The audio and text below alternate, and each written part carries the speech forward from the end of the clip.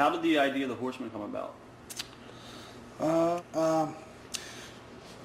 The way the situation was set up for interviews with Jim Crockett, there were, I think, 228 interviews, and you would sometimes have more than one guy in a given interview segment talking about his match. Well, obviously, Tully and Rick had been partners. Ole and I had been partners. Rick and Ole had been partners, so we were set up to have, I think, Tully must have been wrestling Dusty, Rick was wrestling somebody for the world title, maybe Magnum.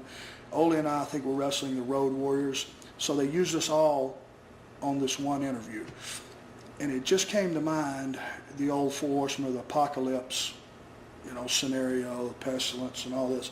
I used that kind of in that interview.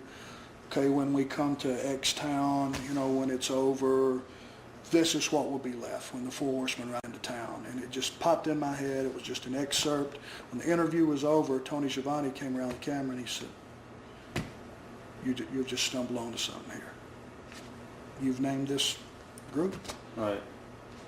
And we went with it. It took off. He pointed it out. We used it from that day, and it was a fluke.